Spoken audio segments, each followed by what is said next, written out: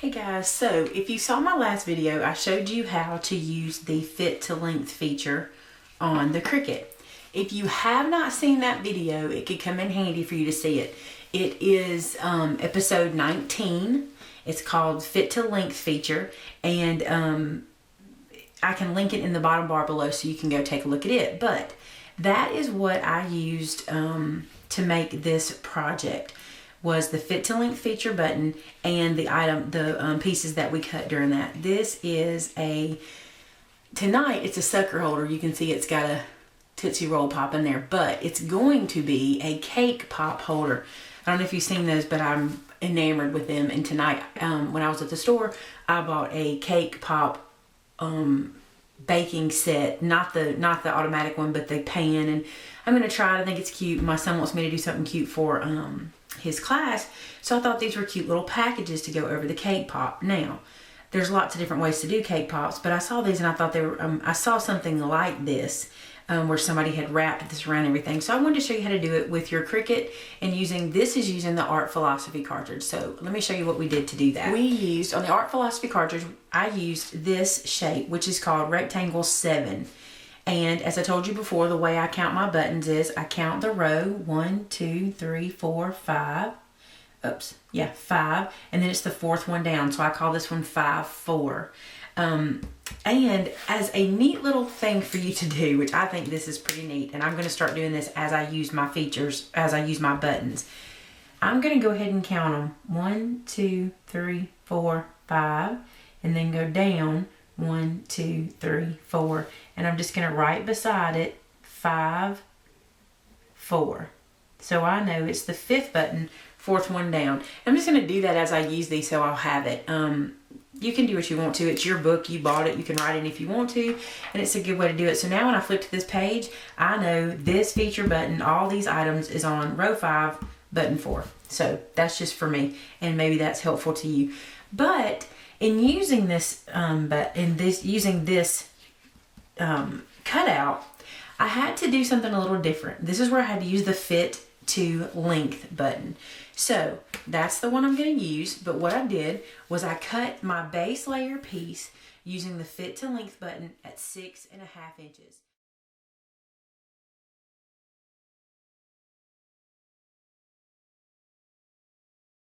So this piece, what you want to do is press fit to length and then 6.5 inches. Then I cut this layer piece on top of it, and I cut this one at 4 inches. Again, this is all explained in the previous video, so please go check that out so you can see how to do this. But I cut the layer piece at 4 inches. And now, before I get started, what I wanted to do was show you this. For this piece, I inked the edges because this is the white core paper, and so I inked the edges. So I'm going to do that real quick.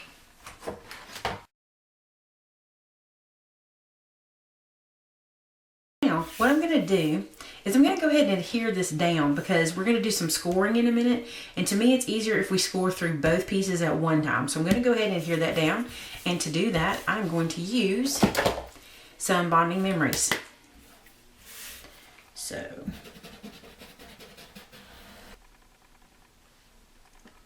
just want to carefully line that up.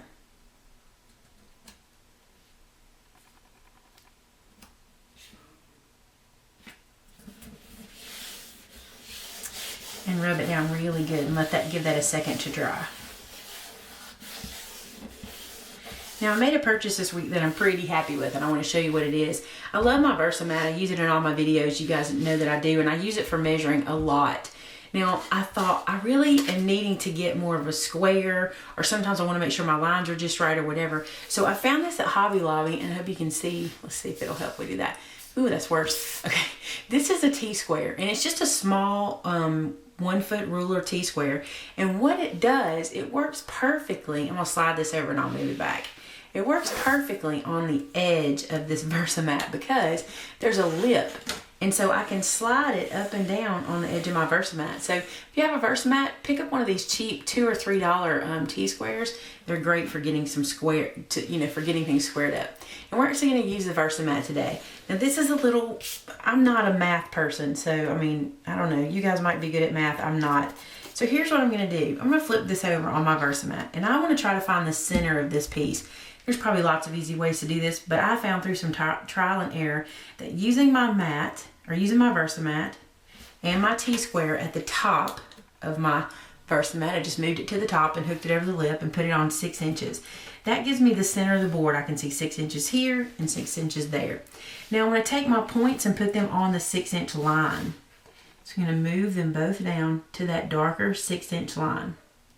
So that gets me there. Now I can tell by looking that's not centered. You can see that's a little off. But I found that if I count over 11 squares, 1, 2, 3, 4, 5, 6, 7, 8, 9, 10, 11, and I bring this guy in to number 11, keeping that on 6, keeping this on 6. That gets me my center. And one way to know is you can count out again and you have even numbers of dots on either side. I know. I'm sure there's an easier way. You guys are probably cracking up at me right now, but I just don't do that whole math thing. Another thing to do, I guess, is you could just fold one of these in half and sit it on top and have like a template. Now I'm going to make a tiny dot at both sections, probably not even big enough for you to see on camera, because I really don't want it to show in my finished project. So I made a tiny dot to get the center. And now we need our scoreboard. Get my bone folder in. And now what I want to do is I want to line this center dot here and the dot at the bottom onto the same, pick any spot, it doesn't matter as far as that's concerned. And something else I can show you is with my tiny ruler, which I introduced you guys to before. You know how sometimes you can't tell if you're on the right line at the bottom? Just stick your little ruler up there, find your dot, stick your ruler, and it is right. Okay, so now I'm going to hold this in place. Now I'm going to go from my center dot, I'm going to go over 1/4, 2/4, because I want to have a 1-inch gap. Now for my cake pops, when I'm doing those, I'm going to have to make this gap bigger, but for now this will work. So I'm going to do 1/4 inch, 1/2 inch, and I'm going to score here. And you want to press down pretty good because you've got a couple of layers. Now be careful when you get back, because you'll get a little slit in there if you're not careful, because you're on top of those double layers and then single layers. So don't press too hard. So there's the center here. I'm going to go 1, 2/4, and that's going to give me 1-inch area in the middle. Okay, so that's all we had to do with scoring.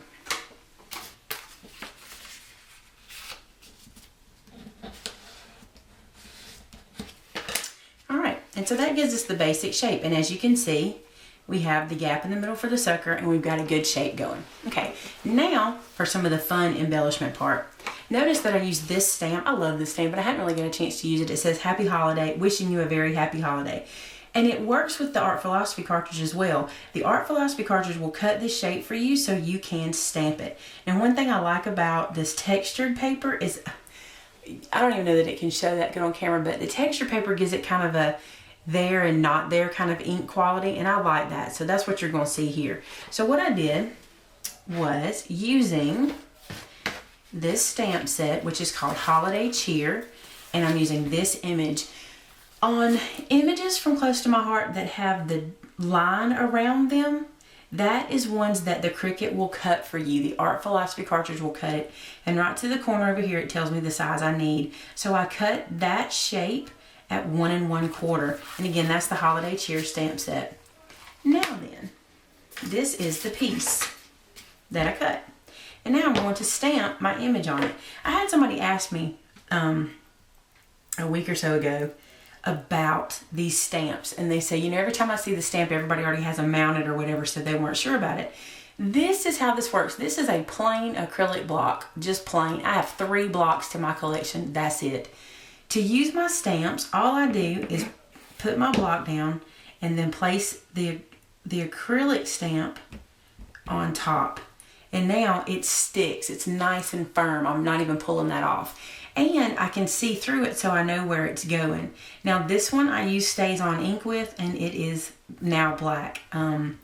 So normally it would be clear and you'd be able to see completely through it, but because I use my Stays On, and that's where it's going to go when we're finished. So I'm going to ink it up. This stamp has a lot of surface space, so I'm going to take the ink to the stamp. So now that I've got this image ready, I'm going to go ahead and finish this piece. Now what I want to do is I'm going to take my hole punch and I'm going to punch out a hole on this side and a hole on this side. As you can guess, that's where our ribbon's going to go. So the ribbon I'm going to use is from this collection, and I'm going to use the polka dot this time. I think it's really cute. This is the collection that is, I'll have to look it up because it's on the end down here. This is Designer Black Collection in ribbon rounds. Okay, so I'm not going to cut it just yet, but see how cute that is, the polka dots and the snowflakes? It's cute. Okay, so this is where you'll take your sucker and put it in the middle.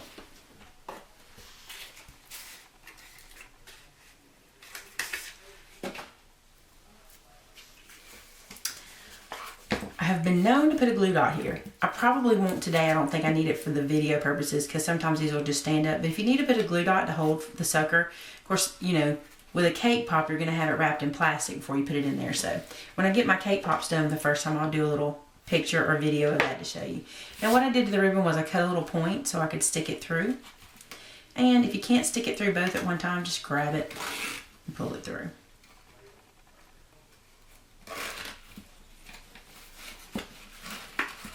You want to pull a fair amount because you want to make a good bow.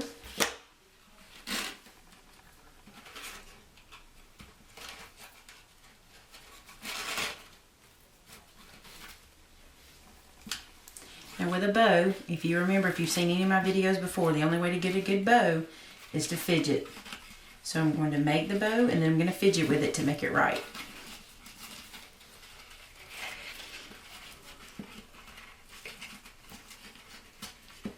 And if it doesn't take me too long to get a good bow, I'll do it in real time on the video so you can see just how much fidgeting I do.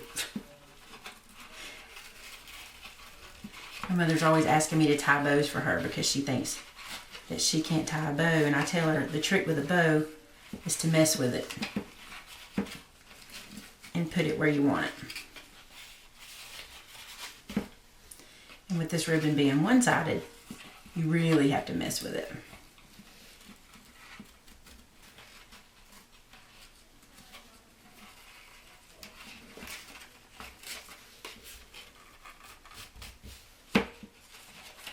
Okay, pretty good. We're gonna stop there. Trim the ends. And there's the basic. Isn't that cute? Now, all we have to do is add our sentiment here. And what I did with this was I popped it up on some dimensionals. So let me get those really quick. And these are just some I get from Hobby Lobby. Just some squares that I like.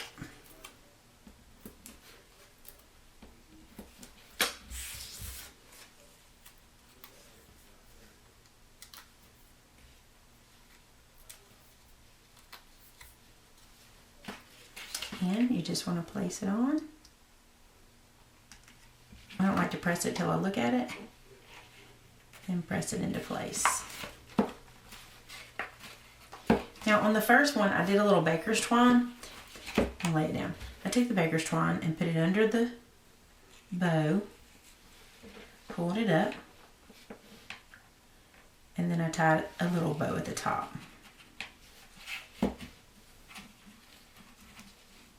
Just for some color. And this one doesn't have to be perfect because you want it to look a little rugged. So we'll stop at that. I said we will. And there it is, a cute little sucker holder.